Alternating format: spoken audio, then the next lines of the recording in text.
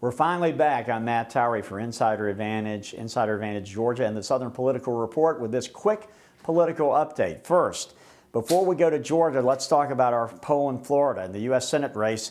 PPP, which is a respected polling firm, democratically inclined, showed Marco Rubio leading Governor Charlie Crist, who's running for the U.S. Senate, by over 30 points just a few days ago. Well, we conducted a poll for the Florida Times-Union earlier this week, right after the PPP poll, and guess what? The Insider Advantage poll shows Charlie Crist trailing Marco Rubio right now. Rubio at 60%, Governor Crist at 26%. Now, this race will tighten if Governor Crist gets on television and decides he wants to go on the attack. But Rubio is not letting any grass grow under his feet. Marco Rubio already on television right now. This will be the lead national race on the Republican side to determine if conservatives are going to control the 2010 election process. Comparisons are already being made in races in Georgia and other locations throughout the country. Watch this race. We'll see what happens. Now, on to Georgia. A couple of important things. Governor Sonny Perdue, later today after our taping, is going to announce what he plans to do about the budget, given the fact that revenue is even further in the tank than expected. One thing you can be sure of, and this is something I know from experience, when you have less revenue, there's less revenue for the House and the Senate to appropriate. Basically, between that which the governor is able to do and departments are mandated to spend, there's very little wiggle room for the appropriations chairman on either the House or the Senate side to do very much. So this is going to be a very, very tough time period. Will there be an effort to try to raise taxes?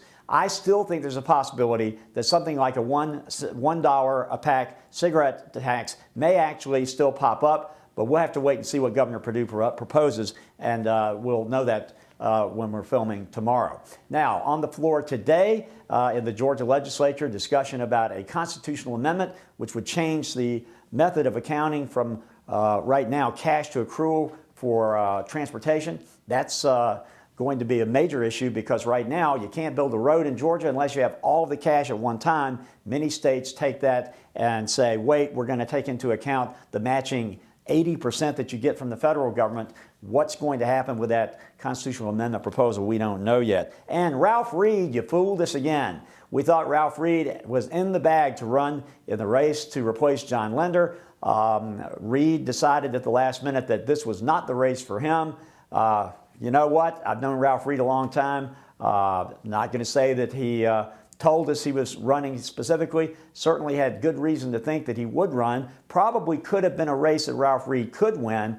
Will it affect Reed in the future? I don't really think so, but it's a race which we are not a part of, and neither is Ralph Reed right now. Now, that's what we had to report for today. We'll have more tomorrow coming from the House and the Senate as the legislature grapples with this revenue crisis, and we'll talk more about some other polling numbers both in Georgia and around the South.